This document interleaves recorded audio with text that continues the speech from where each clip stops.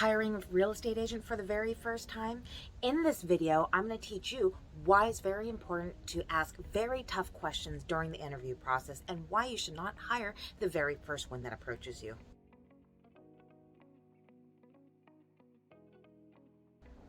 So, why should you ask these very tough questions to a real estate agent? Well, why not? I am Giarratana, and I am here to teach you why you should ask these very tough questions and literally interview the crap out of your future real estate agent. Are you a full-time real estate agent? Why we ask this question is if somebody else has a full-time job on top of real estate, you don't know what their availability is going to be like. You want to be able to call them at 1 o'clock on a Wednesday and then be able to talk shop with them about the house that you want to purchase or the home inspection that you need to do on your own home this week. If they're with another job, it may be hard to reach them. Are you a solo agent or do you work with a team? Why you want to ask if you are solo or with a team is because you need to know what they're going to do for you. If you have a solo agent, they're wonderful.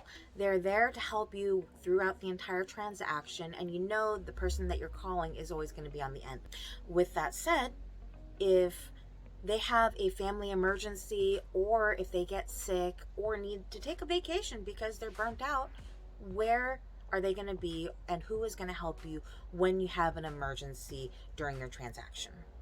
Working with an agent on a team, it has its pluses and minuses because all teams work differently. Some teams recruit you and they send you to another agent.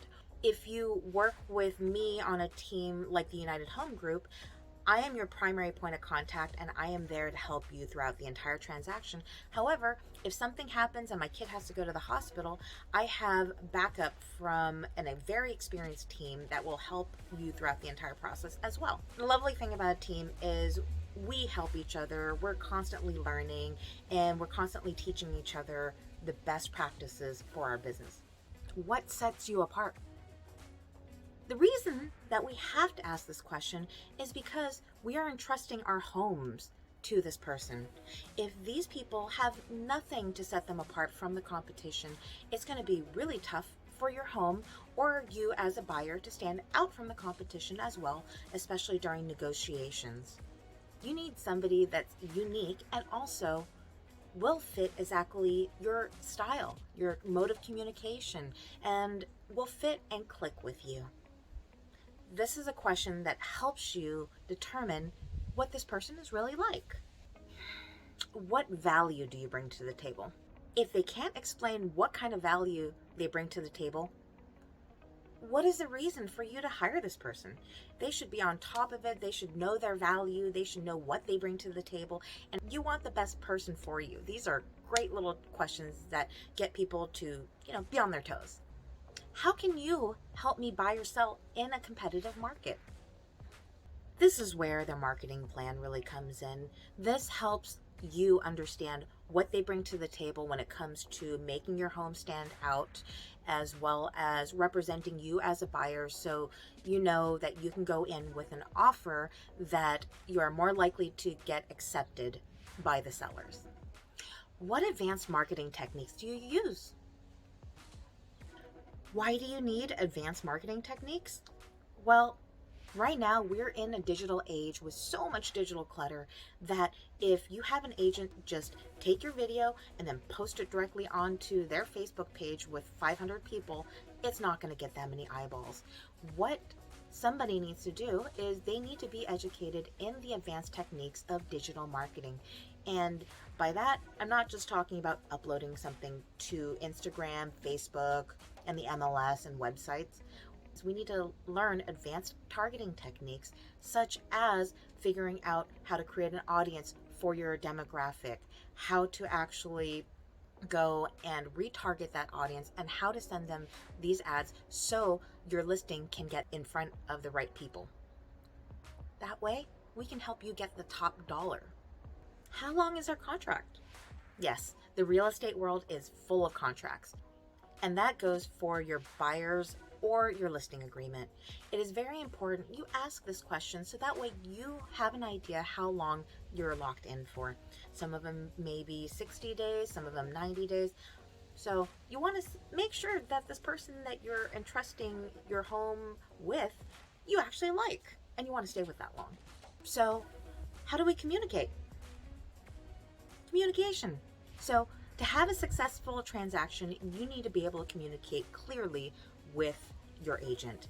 And before, we used to have one form of communication back in the olden days of 1900s. It was the phone, if you guys don't know. So now we have email, we have Zoom, we have Facebook Messenger, we have all sorts of ways that we can communicate with each other, and everybody has their own preference. If yours is to text message somebody or email, you need to communicate this with your agent, and you need to figure out if they also like to communicate that way with you. If you like in-person meetings, you need to make sure that the person does not have social anxiety and want to hide if they meet you.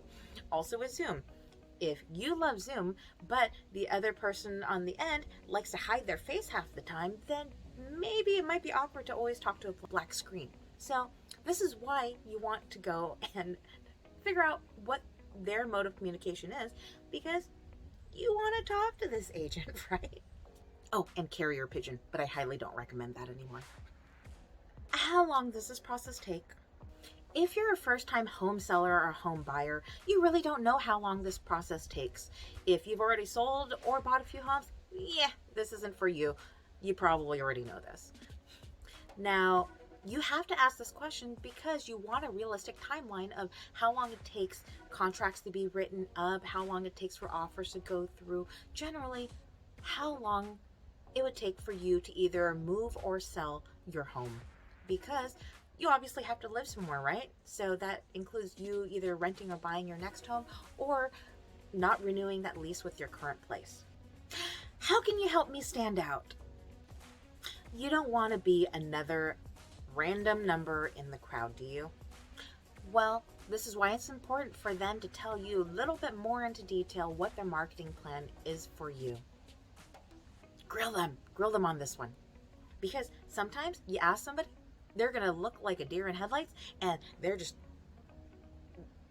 not going to say anything. So this actually goes to show you how good and how on top of it they are as a real estate agent. How good or tough are your negotiating skills?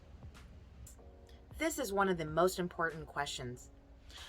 The reason that you want to ask this is because you need to make sure that you have a master negotiator behind you as your fiduciary.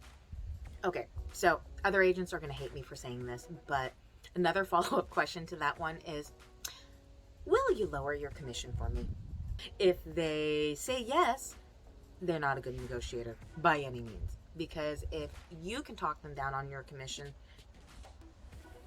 what makes it say that they're going to help you get the most amount of money for your home or not pay as high when you're buying a home?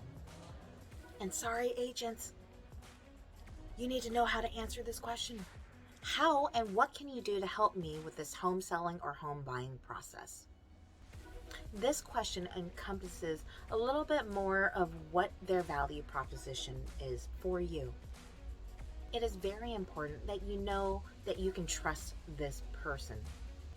I hope this video has helped you in figuring out what you need to ask when you interview your future real estate agent. Most of all, when you're interviewing a real estate agent, go with your gut feeling. If you're hanging around this person during an interview and they're giving you wonderful vibes and you feel like this is the person that you can just trust to help you with your whole entire process, go with it. I'm always going to recommend that you go with your gut instinct on this person, because there's been way too many times where we've overthought things because of marketing and flashy cars and whatnot, and we trust the wrong people. I'm sure you can think of some examples of that in your entire life. I do have another video on my channel that teaches you how to trust your intuition. You can actually go and learn about this, and it helps you get a reading on some people, whether or not they're going to be good for your health or if you should run for the hills. I am Jamie Giarratana, and thanks for watching my video. Follow me on all my social media, and I would love if you could like and subscribe to my YouTube. Bye!